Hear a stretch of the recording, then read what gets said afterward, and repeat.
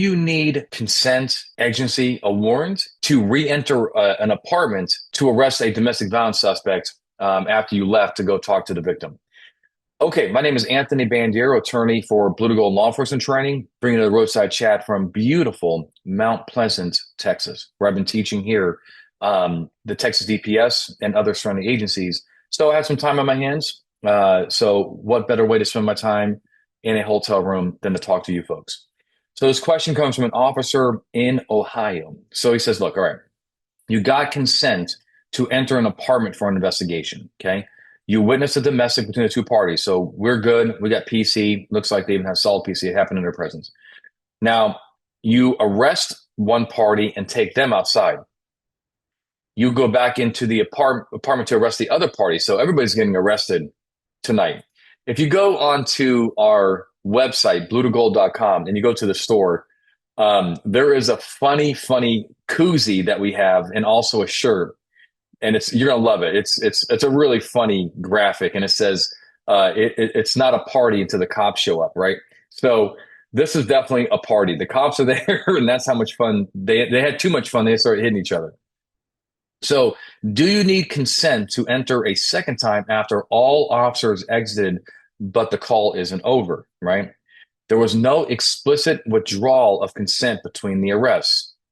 Now, so, okay, that's pretty much what we have here. So I think the answer is no, right? I have no problem with this. And so I think that the officer is correct. I think that there's, still kind of consent here. There's not a withdrawal of consent. And so, you're in, you grab one party. There's no reason to believe that the consent is still not valid. You re-enter, and, while you're in there, you arrest the other party.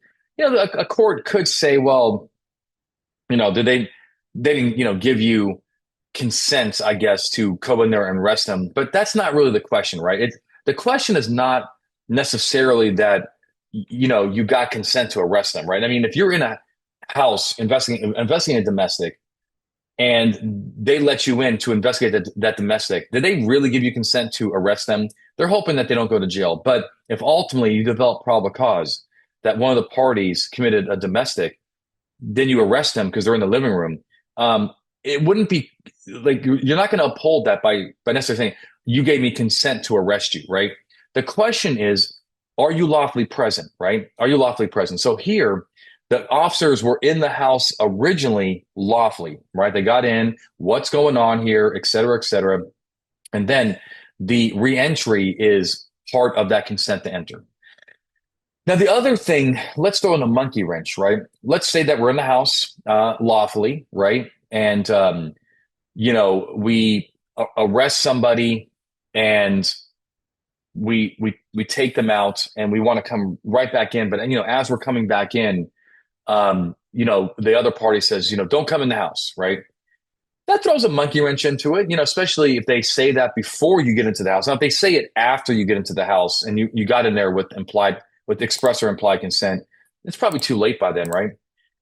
But, I think the argument is going to be this doctrine called, at least I would argue this, the one that comes to my head is the consent once removed doctrine.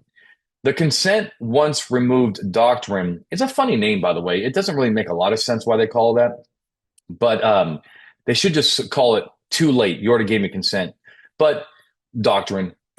But the doctrine kind of says this: if you're lawfully in a premises, right, and you leave and you re-enter, continuously for a lawful, to make that arrest or to, seize plain view evidence that you couldn't seize initially because you needed gloves or you needed a camera to take a picture of where it was, or you needed like an evidence bag. Well, that's fine. That's part of the consent, right?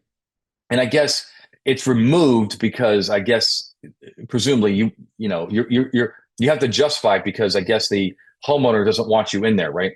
But the point is like this is a very common issue with undercover drug operations, right? You'll have a confidential informant, that goes into a house and purchases narcotics.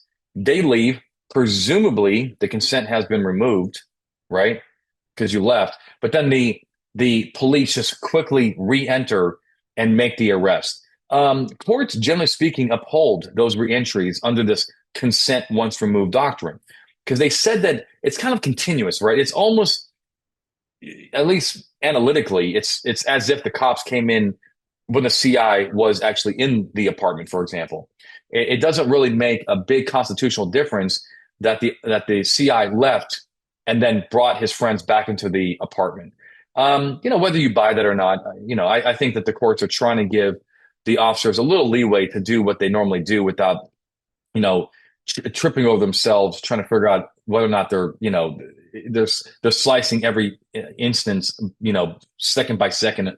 I think you got to give these cops a little leeway here to do what seems reasonable, right?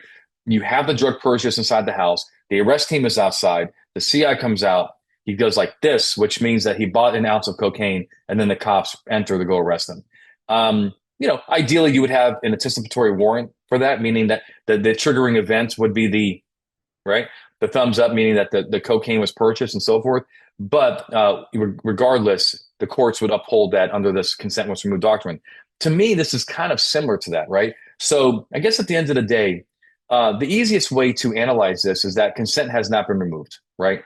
Cops do this all the time. They'll get consent to investigate something, and they're in and out of the apartment, right? They're in and out of the house, right? They don't need consent every single time that the cop wants to re-enter the home, right, and talk to the suspect. It's like being at a house party, and they invite you in, right?